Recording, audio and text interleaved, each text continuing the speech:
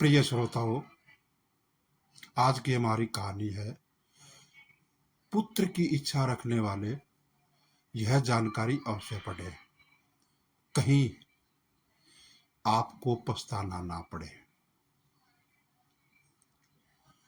श्रोताओं, आपसे निवेदन है कि यह कथा आधी अधूरी सुनने की भूल ना करें। वीडियो को पूरा देखें और हमारे चैनल गणेश ज्ञान गंगा को सब्सक्राइब करें तथा वीडियो को लाइक और शेयर करना ना भूलें। श्रोताओं, पुत्र की सबको इच्छा होती है, पुत्र कैसा होना चाहिए। इसलिए आज का जो वीडियो बहुत ही खास वीडियो है, क्योंकि सभी को पुत्र की इच्छा सभी रखते हैं। तो इसलिए ये वीडियो सभी वर्गों के लिए है।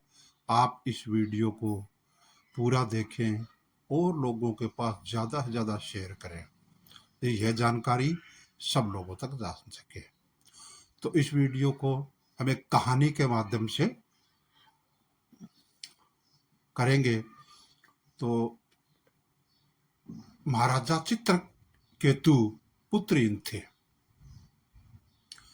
महर्षि अंगिरा उनके यहाँ आना जाना होता था। जब भी आते, राजा उनसे निवेदन करते, महर्षि मैं पुत्रहीन हूं, इतना बड़ा राज्य कौन संभालेगा, कृपा करो एक पुत्र मिल जाए, एक पुत्र हो जाए। ऋषि बहुत देर तक टालते रहे। एक दिन कहते हैं, राजन, पुत्र वाले भी तो उतने ही दुखी हैं जितने पुत्रहीन हैं। किंतु श्रोताओं, पुत्र मोह बहुत ही प्रबल है। बहुत आग्रह किया, कहा ठीक है, परमेश्वर की कृपा करेंगे तेरे ऊपर और पुत्र पैदा होगा। कुछ समय के बाद एक पुत्र पैदा हुआ। थोड़ा ही बड़ा हुआ होगा कि राजा की दूसरी रानी ने उसे जहर देकर मरवा दिया। राजा चित्रकेतु शोक में डूबे हुए हैं, महल से बाहर नहीं आ रहे हैं, महर्षि को याद कर रहे हैं। महर्षि बहुत देर तक तो इसी अनहोनी को टालते रहे, लेकिन होनी भी उतनी प्रबल होती है। संत महात्मा भी होनी को कब तक टालते। आखिर जो भाग्य में होना है वह होकर के रहता है। संत ही जो टाल सकता है कि आज का दिन इसको ना देखना पड़े, तो टालता रहा। आज पुनः आए हैं, लेकिन देवऋषि नारद को साथ लेकर आए।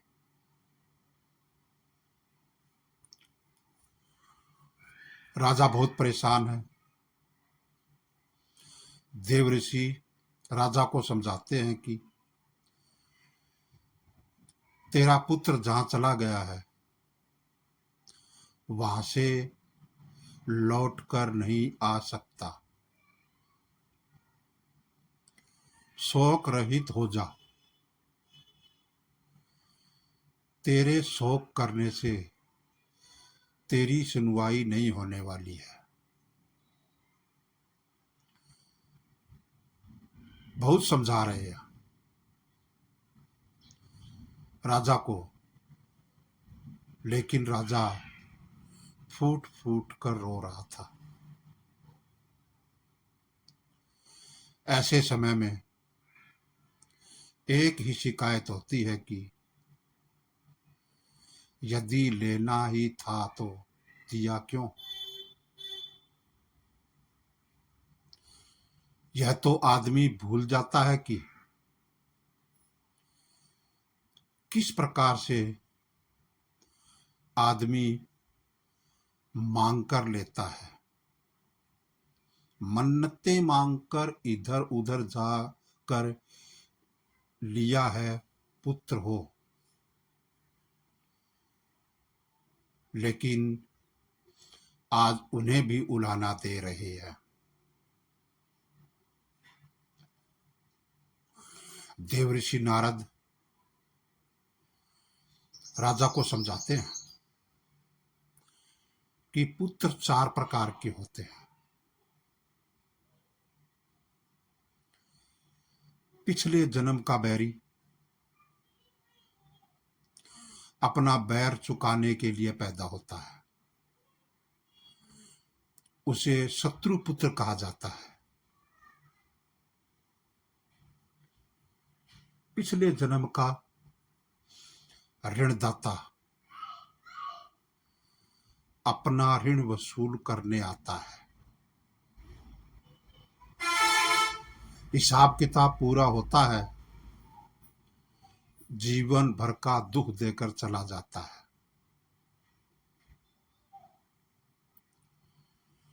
तीसरी तरह के पुत्र उदासीन पुत्र विवाह से पहले माँ बाप के और विवाह होते ही माँ बाप से अलग हो जाते हैं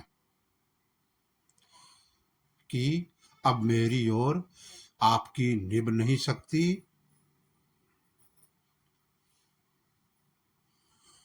चौथे प्रकार के पुत्र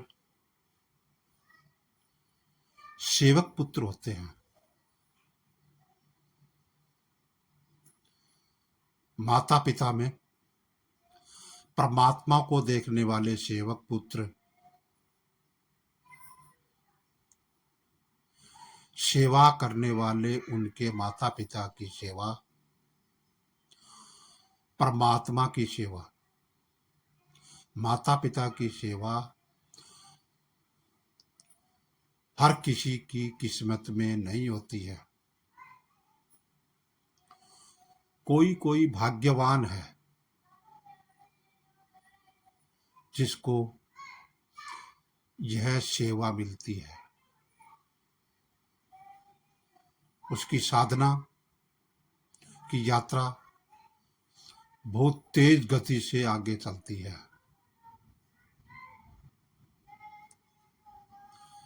घर बैठे भगवान की उपासना करता है। हे राजन, तेरा यह पुत्र शत्रु पुत्र था, शत्रुता निभाने आया था और वापिस चला गया। यह महर्षि अंगीरा इसी को टाल रहे थे, पर आपने नहीं माना। समझाने के बावजूद भी राजा रोए जा रहे थे, मानो शोक से बाहर नहीं निकल पा रहा है। देवऋषि नारद कहते हैं, हे राजन, मैं तुझे तेरे पुत्र के दर्शन करवाता हूं।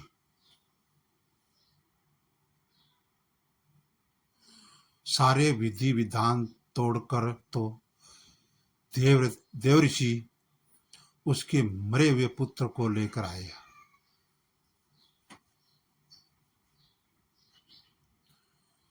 सुप्रभात। शिव श्वेत कपड़ों में लिपटा हुआ है और राजा के सामने आकर खड़ा हो गया। देवऋषि कहते हैं, क्या देख रहे हो? तुम्हारे पिताजी हैं, प्रणाम करो। लेकिन पुत्र की आत्मा पहचानने से इनकार रही है। कौन पिता? किसका पिता? देवऋषि, क्या कह रहे हो आप? न जाने मेरे कितने जन्म हो चुके हैं, कितने पिता, मैं नहीं जानता। यह कौन है? किस किस को पहचानूं? मेरे आज तक कितने माँ बाप हो चुके हैं, जिसको जिसकी पहचान रहती है। मैं इस समय एकदम विशुद्ध आत्मा हूं। मेरे माँ बाप कोई नहीं। मेरा माँ बाप तो सिर्फ परमात्मा है। तो शरीर के संबंध टूट गए हैं। जितनी लाख योनियां आदमी भोग चुका है, उतने ही माँ बाप, कभी चिड़िया, कभी कबूतर में माँ बाप, कभी कौओं में माँ बाप, कभी हिरण में, और कभी पेड़ पौधे इत्यादि इत्यादि।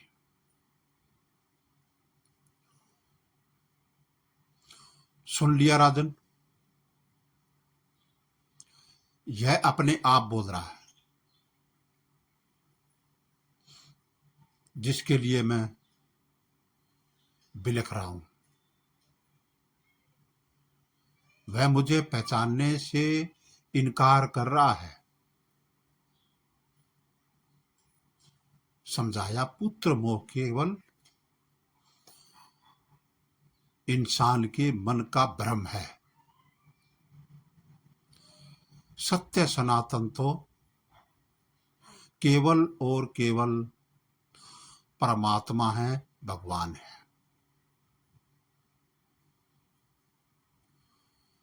संत महात्मा कहते हैं,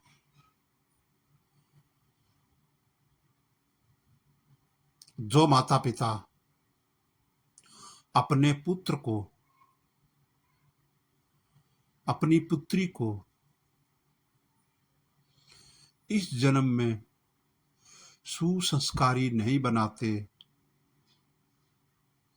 उन्हें मानव धर्म का महत्व नहीं समझाते, उनको संसारी बनाकर उनके शत्रु समान व्यवहार करते हैं,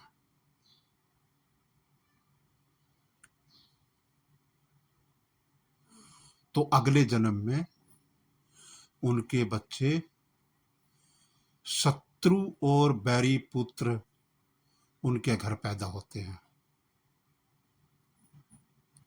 अतः संतान का सुख भी अपने ही कर्मों के अनुसार मिलता है। जबरदस्ती, मन्नत इत्यादि से नहीं। और मिल भी जाए, कब तक रहे, इसका कोई भरोसा नहीं है। वीडियो को पूरा देखने के लिए आप सभी श्रोताओं का बहुत बहुत धन्यवाद।